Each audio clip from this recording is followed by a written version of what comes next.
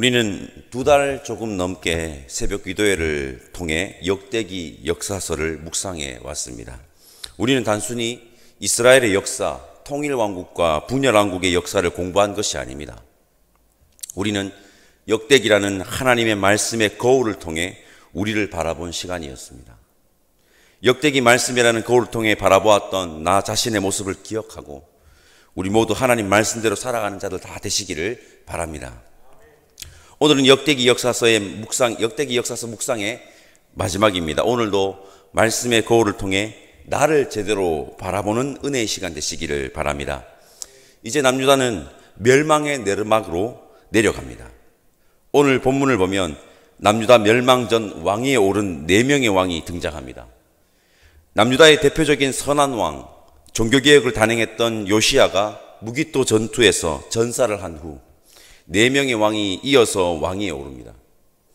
요아스, 요야김, 요야긴, 시드기야, 이렇게 4명의 왕입니다. 이 4명의 왕들이 왕위에 오르는 장면을 보고 있노라면 남유다의 희망이 없음을 직감하게 됩니다. 이래서는 희망이 없을 수밖에 없다는 생각을 지울 수가 없습니다. 우리 오늘 본문 역대하 36장 1절 말씀 함께 읽어보겠습니다. 1절 함께 읽겠습니다. 그 땅의 백성이 요시야의 아들 여호아스를 세워 그의 아버지를 대신하여 예루살렘에서 왕으로 삼으니, 1절을 보면 그 땅의 백성이 요시야의 아들 여호아스를 왕으로 세웠다고 합니다. 이 말은 무엇이냐? 어떤 특정 세력이 요시야의 아들 여호아스를 왕으로 세웠다고 지금 성경은 말하고 있는 것입니다. 요시야에게 4명의 아들이 있었는데 보통은 장자가 왕위를 계승합니다. 그런데 그 땅의 백성이 특정한 세력이 장자가 아닌 요시야의 넷째 아들 여호아스를 왕으로 등극시켰다는 것입니다. 그 땅의 백성, 이 표현에 주목할 필요가 있습니다. 이 표현은 그 땅의 유력자라는 의미로 특정 세력인데 꽤 힘이 있는 세력임을 말하는 것입니다. 이 세력이 요시야의 아들 중 자신의 세력에 친화적인 아들을 왕위에 오르게 했다는 것입니다. 하나님의 뜻이 아닌 자신들의 이익에 부합하는 왕을 꺼리낌 없이 왕위에 올린 것입니다. 남유다는 이제 가파른 내르막으로 내달리기 시작한 것입니다. 당시 국제정세를 잠시 언급하겠습니다. 그 당시 국제정세는 세상의 힘의 균형이 요동칠 때입니다. 세상의 힘의 균형이 요동칠 때. 전통적 강대국인 애국과 아수르 제국이 있었고 신흥 강자인 바벨론 제국이 급부상하였습니다. 이 세 나라 간의 힘의 대결이 벌어지던 시대입니다. 강대국들의 힘을 가시하던 전쟁터가 어디였을까요? 그 강대국이, 세 나라의 강대국들이 자신의 힘을 과시하면서 전쟁을 했던 전쟁터가 어디였을까요? 애국과 아수르, 그리고 바벨론이라는 나라를 오가는 길목에 딱 자리 잡고 있던 남유다였습니다. 남유다 인근 지역이었습니다. 우리는 흔히 이렇게 얘기합니다. 이스라엘과 한국이 참 많이 닮았다고 말입니다. 우리 역시 일본이 한반도 침략의 야욕을 드러내던 시절에 발발한 러일 전쟁의 전쟁터가 어딘 줄 아십니까? 바로 우리 한반도였습니다. 동해 바다였습니다. 그 말이 맞는 말인 것 같습니다. 그렇게 남유다는 힘의 균형의 추가 막 요동칠 때 남유다의 세력가들은 전통의 각오인 친애국과 친아수르 노선을 취할 것인지 아니면 새로운 강자인 이 바벨론, 친바벨론 노선을 취할 것인지에 갈리게 됩니다.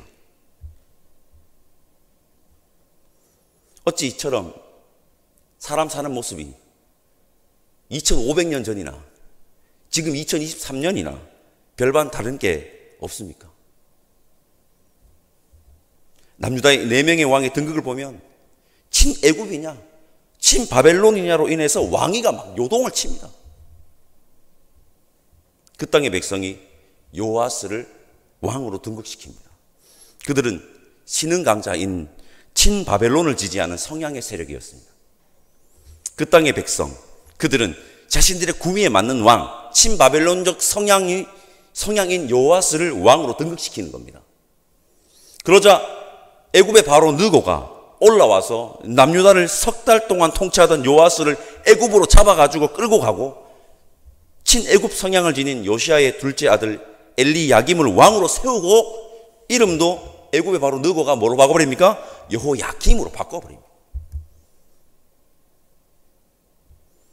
약소국의 비애라고 말해야 할지 모르겠지만 애굽의 바로 느고가 친애굽 성향의 여호야김을 왕으로 세우자 이번에는 바벨론이 남유다로 와서 친애굽 노선을 취한 여호야김을 바벨론으로 잡아가고 여호야김의 아들 여호야긴을 왕위로 올립니다. 그의 통치기간은 석 달 열흘입니다. 이 말은 무엇입니까? 그의 통치가 왜 이렇게 짧았습니까? 여호야긴 역시 친애굽 노선을 취했기 때문에 친애굽 노선을 취하자 바벨론은 당장에 다시 남유다로 올라와서 여호야긴을 다시 폐위시키고 바벨론으로 포로로 끌고 갔고 요아스의 아들 시드기야를 삼촌이죠. 시드기야를 왕위로 다시 등극시킵니다. 애굽도 여러분 바벨론도 남유다에 자기 말을 잘 듣는 허수아비 왕이 필요했던 것입니다. 허수아비 왕. 시드기야 역시 강대국 중에 어디에 빌붙어야 이익이 있을까 막 계산하면서 행동하다 결국 바벨론으로 포로로 끌려가고 열왕기를 보면 두 눈이 뽑혔다고 되어 있죠. 남유다는 바벨론의 느부갓네살 왕에 의해 멸망당하게 됩니다. 예루살렘 성전은요 완전히 파괴되고 남유다의 많은 사람들은 바벨론으로 어떻게 되죠? 포로로 끌려가게 됩니다. 그렇게 남유다는 내리막길로 내달리다가 멸망합니다. 이게 남유다의 여러분 마지막 모습입니다. 남유다의 마지막 모습입니다. 하나님의 나라로 세워져야 할 제사장 나라가 세상의 가치관에 의해서 완전히 장악되어 버린 것입니다. 이 모습, 내리막길로 내달리는 이 모습이 현재 우리의 모습이 아닌지 여러분 반드시 돌아보아야 합니다. 4명의 왕이 등극하며 멸망의 길로 향하는 남유다의 이 모습은 우리에게 이렇게 말합니다. 하나님의 사람은 정치적 역학관계 속에서 이익과 불이익을 따지며 이렇게 선택해야 할지 저렇게 선택해야 할지를 저울질하며 선택하면 안 된다. 그러면 그러한 선택은 멸망으로 가는 길이다. 멸망한다. 이렇게 얘기하고 있는 겁니다. 너희들 멸망한다. 안 할 것 같지? 해. 이렇게 얘기하는 겁니다. 성도 여러분, 우리는 세력을 구축하는 것 아닙니다. 힘이 센 세력을 설망하거나 거기에 빌붙는 것 아닙니다. 그리고 우리는 정치적 역학관계를 따지면서 선택하는 것 아닙니다. 우리는 두말할 필요 없이 뭡니까? 하나님의 말씀으로 선택해야 합니다. 하나님의 말씀으로. 그래야만 낭패를 당하지 않습니다. 멸망의 내리막길로 내달리지 않습니다. 하나님 말씀으로 선택해야 한다는 것을 여러분 잊지 맙시다. 역대기는 마지막에 남자의 멸망을 기록하며 하나님의 사람들에게 다시 한번 강조합니다. 여기 기웃 저기 기웃하면 기다리는 것은 멸망뿐이니 오직 그리고 온전히 하나님만 의지하라고 우리에게 말합니다.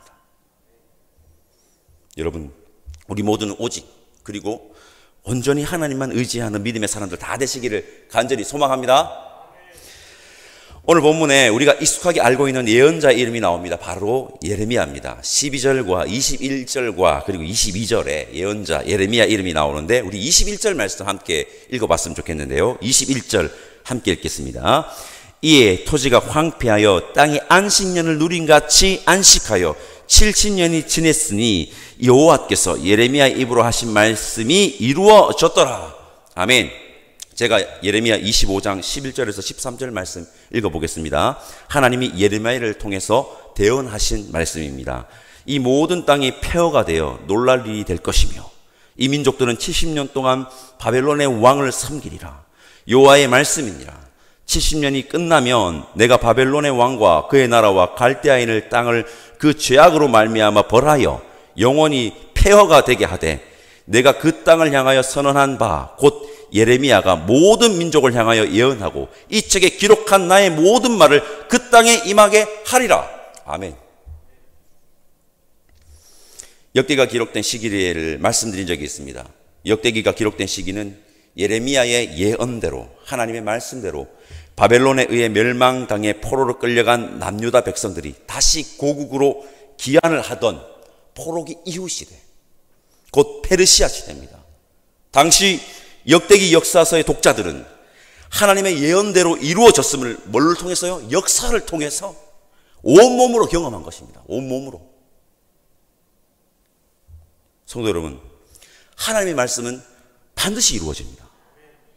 역대기 역사서는 마무리하는 시점에 예레미야 예언자를 언급하며 당시 독자들과 지금 하나님 말씀 앞에 선 우리에게 강조합니다. 하나님의 말씀은 반드시 이루어진다. 하나님은 신실하여 하나님의 말씀이 반드시 이루어지니 헛된 것에 마음 빼앗기지 말고 하나님의 말씀을 따르라. 하나님 말씀 반드시 이루어집니다. 신실하신 하나님 말씀을 온전히 따르는 자들이 저와 여러분들이기를 다시 한번 간절히 소망합니다. 역대기 역사서의 마지막 절인 우리 23절 함께 읽어보겠습니다. 23절 함께 읽겠습니다. 바사왕 고레스가 이같이 말하노니 하늘의 신 여호와께서 세상 만국을 내게 주셨고 나에게 명령하여 유다 예루살렘의 성전을 건축하라 하셨나니 너희 중에 그의 백성된 자는 다 올라갈지어다. 너희 하나님 여호와께서 함께 하시기를 원하노라 하였더라. 아멘. 역대기 역사서는 남유다의 멸망이라는 이 하나님의 심판이 아닌 피어오르는 희망을 기록하면서 끝을 딱 맺고 있습니다. 이것은 우리에게 이것을 말하죠. 하나님의 심판은 반드시 있다. 그러나 이것을 기억해야 한다. 하나님의 심판은 심판의 목적이 있는 것이 아니라 하나님의 심판은 희망의 목적이 있다. 하나님께서 희망을 준비하셨음을 역대기 역사서는 우리에게 이야기하며 마칩니다. 이것이 진짜 희망이라는 것입니다. 이게 진짜 희망이다. 정치적 역학관계 속에서 어디에 빌붙어야 살 수 있는지 선택하기 급급했던 남자의 추악한 이 모습과 연결해서 말해보겠습니다. 여러분, 진짜 희망은 정치적 역학관계 속에서 내가 무엇을 선택하느냐에 의해서 만들어지는 것이 아니라 하나님의 강권적인 역사로 우리에게 주어지는 것이니 헛된 곳에 희망을 찾지 말고 하나님께 희망을 간구하며 찾아야 한다 라고 지금 말하고 있는 겁니다. 너희들 지금 희망을 찾고 있어? 이게 진짜 희망이야. 똑똑히 봐 라고 우리에게 지금 말하고 있는 것입니다. 성도 여러분, 헛된 희망을 찾아 여기저기 기웃하면 안 됩니다. 믿음의 사람들은 친애굽이니 친바벨론이니 이런 말을 하면 안 됩니다. 진짜 희망은 어디에 있다고요? 하나님께 있으니 오직 하나님께 희망을 간구하며 바라는 저 여러분들 되시기를 간절히 소망합니다. 진짜 희망은 하나님에게 있습니다. 역대기 역사서를 마치며 우리는 세 가지만 기억하면 좋겠습니다. 역대기 역사서의 핵심입니다. 첫째, 헛된 것에 마음을 빼앗기지 말고 여호와 하나님만을 의지하는 우리가 됩시다. 둘째, 하나님의 말씀은 신실하시니 하나님 말씀을 따르며 살아갑시다. 셋째, 여호와 하나님만을 온전히 예배하는 우리가 됩시다. 그럼 삽니다.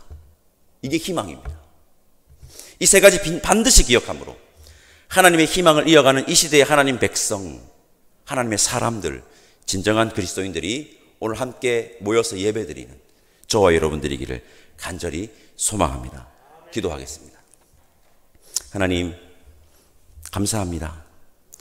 2달 조금 넘게 하나님의 말씀인 역대기 역사서 앞에 나 자신을 세워 나를 돌아보게 하시니 감사합니다.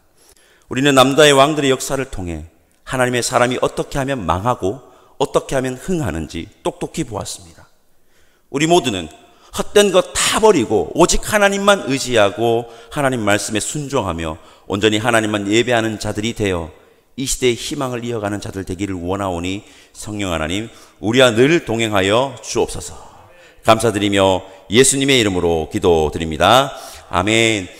하늘에 계신 우리 아버지의 이름을 거룩하게 하시며 아버지의 나라가 오게 하시며 아버지의 뜻이 하늘에서와 같이 땅에서도 이루어지게 하소서. 오늘 우리에게 일용할 양식을 주시고 우리가 우리에게 잘못한 사람을 용서하여 준 것 같이 우리 죄를 용서하여 주시고 우리를 시험에 빠지지 않게 하시고 악에서 구하소서. 나라와 권능과 영광이 영원히 아버지의 것입니다. 아멘.